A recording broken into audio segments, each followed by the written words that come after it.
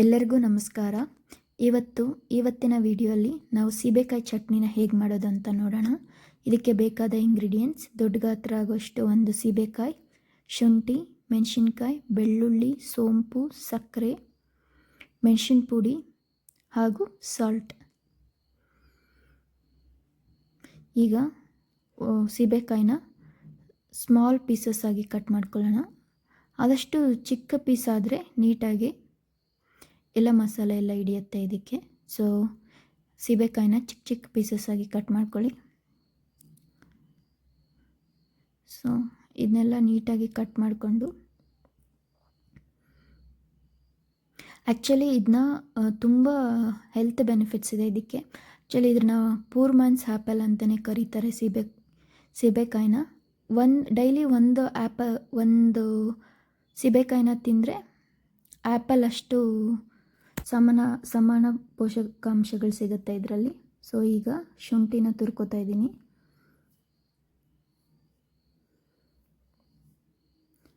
ಇದನ್ನೆಲ್ಲ ನೀಟಾಗಿ ತುರ್ಕೊಂಡು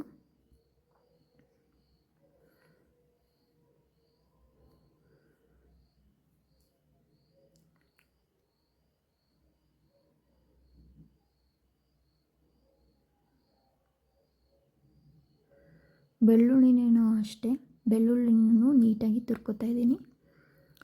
ಇದಕ್ಕೆ ಒಂದು 6 ಹೆಸರನ್ನ ಹಾಕ್ಕೋತಾ ಇದ್ದೀನಿ ಅಷ್ಟೇ, ಜಾಸ್ತಿ ಏನು ಹಾಕ್ಕೋತಾ ಇಲ್ಲ.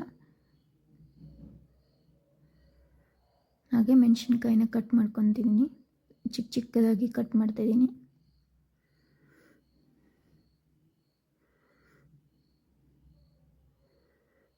ಆ್ಯಕ್ಚುಲಿ ಇದು ತುಂಬ ಈಸಿ ರೆಸಿಪಿ, ಎಲ್ಲರೂ ಟ್ರೈ ಮಾಡ್ಬೋದು ಮನೆಯಲ್ಲೇ. ಫ್ರೀ ಇದ್ದಾಗ ಟ್ರೈ ಮಾಡಿ, ನಿಮಗೆ ಮತ್ತೆ ಮಾಡಬೇಕು ಅನಿಸುತ್ತೆ, ಅಷ್ಟು ಚೆನ್ನಾಗಿರುತ್ತೆ. ಆ್ಯಕ್ಚುಲಿ ಇದು ಯಾರಿಗೆ ಸ್ವೀಟು ಖಾರ ಎರಡೂ ಇಷ್ಟ ಇರುತ್ತೆ ಅವ್ರಿಗೆ ತುಂಬ ಈ ಡಿಶ್ ಇಷ್ಟ ಆಗುತ್ತೆ. ಸೊ ಈಗ ಒಂದು ಪ್ಯಾನ್ ತಗೊಂಡು, ಪ್ಯಾನ್ ಬಿಸಿ ಆದಮೇಲೆ ಎಣ್ಣೆನ ಹಾಕ್ಕೊತಾ ಇದ್ದೀನಿ. ಸೊ 1 ಸ್ಪೂನ್ ಅಷ್ಟೇ ಎಣ್ಣೆ ಹಾಕ್ಕೋತೀನಿ, ಬಿಕಾಸ್ ಇದಕ್ಕೆ ನೆಕ್ಸ್ಟು ½ ಗ್ಲಾಸ್ ಅಷ್ಟು ವಾಟರ್ನ ಆ್ಯಡ್ ಮಾಡ್ಕೋಬೋದು. ಸೊ ಅದಕ್ಕೆ ಎಣ್ಣೆ ಕಡಿಮೆ ಯೂಸ್ ಮಾಡ್ತಿದ್ದೀನಿ. ಸೊ ಈಗ ಸಾಸಿವೆ ಹಾಕ್ಕೋತಾ ಇದ್ದೀನಿ. ಹಾಗೆ 1 ಸ್ಪೂನ್ ಅಷ್ಟು ಸೋಂಪು ಕಾಳು, ಹಾಗೆ ಕಟ್ ಮಾಡ್ಕೊಂಡಿದ್ದಂಥ ಮೆಣಸಿನ್ಕಾಯಿ, ಬೆಳ್ಳುಳ್ಳಿ ಹಾಗೂ ಶುಂಠಿನ ತುರಿದಿಟ್ಕೊಂಡಿರೋದನ್ನ ಹಾಕಿ ಫ್ರೈ ಮಾಡ್ಕೋಬೇಕು. ಲಿಡ್ ಕ್ಲೋಸ್ ಮಾಡಿಕೊಂಡು ಈ ಥರ ಫ್ರೈ ಆಗಬೇಕು. ಸೊ ಇದಕ್ಕೆ ಸೀಬೆಕಾಯಿ ಕಟ್ ಮಾಡ್ಕೊಂಡಿರೋದನ್ನ ಹಾಕ್ಕೊತಾ ಇದ್ದೀನಿ. ಇದು ಒಂದು ಸ್ವಲ್ಪ ಫ್ರೈ ಆದಮೇಲೆ ಇದಕ್ಕೆ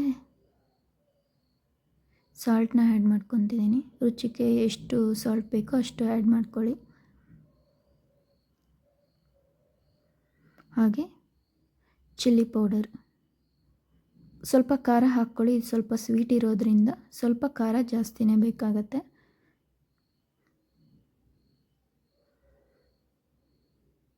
ಸೊ ಇದಕ್ಕೆ ಈಗ ಸ್ವಲ್ಪ ಶುಗರ್ನ ಆ್ಯಡ್ ಮಾಡ್ಕೊತಿದ್ದೀನಿ. ನಾನು ಇಲ್ಲಿ ಬ್ರೌನ್ ಶುಗರ್ನ ಯೂಸ್ ಮಾಡ್ತಿದ್ದೀನಿ.